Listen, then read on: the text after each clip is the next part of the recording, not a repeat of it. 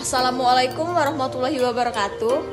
Kami dari kelompok 14 akan menjelaskan mengenai penggantian harta benda wakaf.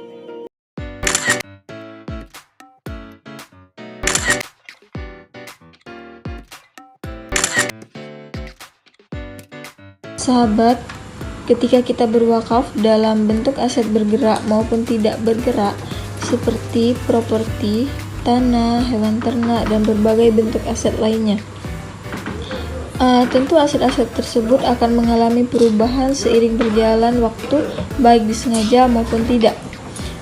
Secara fikih ada beberapa hal yang tidak diperbolehkan bagi seseorang yang telah memutuskan untuk berwakaf, yakni apabila aset yang menjadi benda wakaf dijual, disita, diwariskan, ditukar, dan dihibahkan, atau dialihkan dalam bentuk lainnya.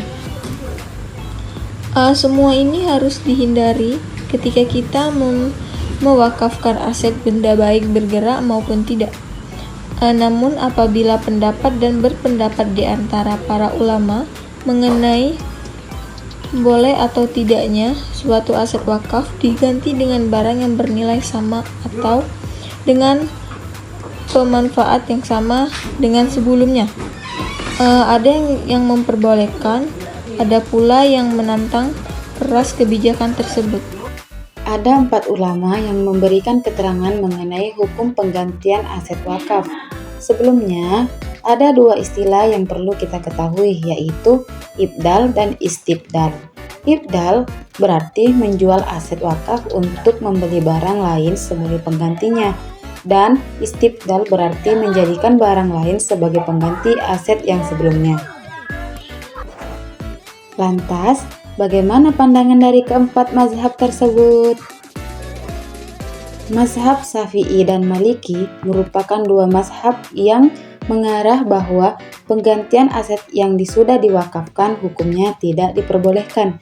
Meski begitu, ada beberapa perbedaan yang cukup mencolok dari mazhab Syafi'i. Salah satunya menyangkut aset wakaf yang berbentuk makhluk hidup seperti tumbuhan, hewan ternak, dan lain sebagainya. Beberapa ulama dari mazhab ini tidak memperbolehkan mengganti, ada juga beberapa yang memperbolehkan dengan catatan seperti hewan ternak mati, pohon rusak, maupun masjid yang rusak akibat tertimpa pohon.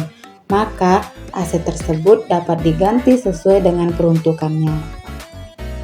Lain hal dengan aset mazhab Imam Ahmad bin Hambal dan Imam Hanafi. Keduanya justru lebih luas dan toleran terhadap permasalahan ini. Akan tetapi, dalam mazhab Hanafi ada beberapa ketentuan yang memperbolehkan penggantian aset ini.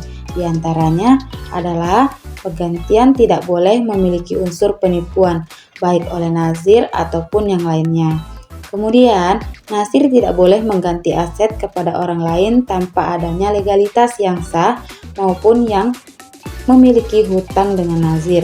Kemudian, barang pengganti merupakan aset yang tidak bergerak atau ikrar.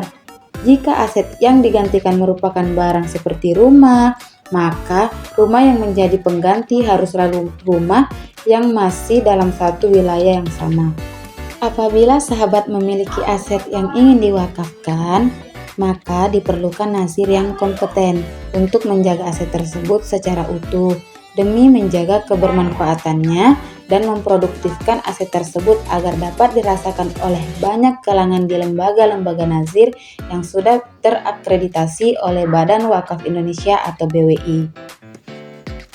Wakaf itu sendiri tidak termasuk perintah yang sifatnya ta'abudi, yang tidak bisa dinalar maksudnya, akan tetapi lebih bersifat ta'akuli, yang dapat dinalar maknanya, dan yang tujuan akhirnya adalah memberi kemaslahatan kepada umat.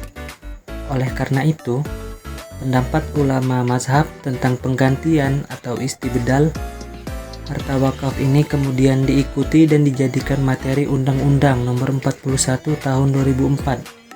Sebagaimana ditegaskan dalam pasal 40 bahwa harta benda wakaf yang sudah diwakafkan dilarang dijadikan jaminan, disita, dihibahkan, dijual, diwariskan, ditukar, ataupun dialihkan dalam bentuk pengalihan hak lainnya.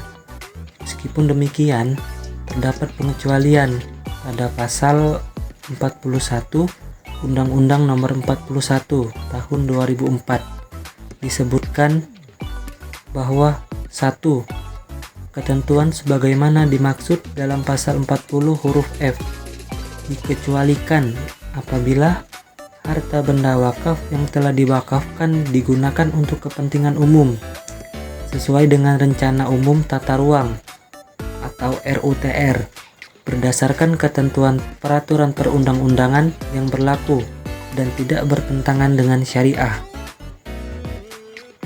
Kedua, pelaksanaan ketentuan sebagaimana yang dimaksud pada ayat 1 tadi hanya dapat dilakukan setelah memperoleh izin tertulis dari Menteri atas persetujuan Badan Wakaf Indonesia. Dan yang ketiga, harta benda wakaf yang sudah diubah statusnya karena ketentuan pengecualian sebagaimana dimaksud pada ayat 1 wajib ditukar dengan harta benda yang manfaat dan nilai tukar sekurang-kurangnya sama dengan harta benda wakaf yang semula. Manusia paling sempurna yaitu manusia yang berhenti nafasnya, namun tidak berhenti pahalanya. Terima kasih. Assalamualaikum warahmatullahi wabarakatuh.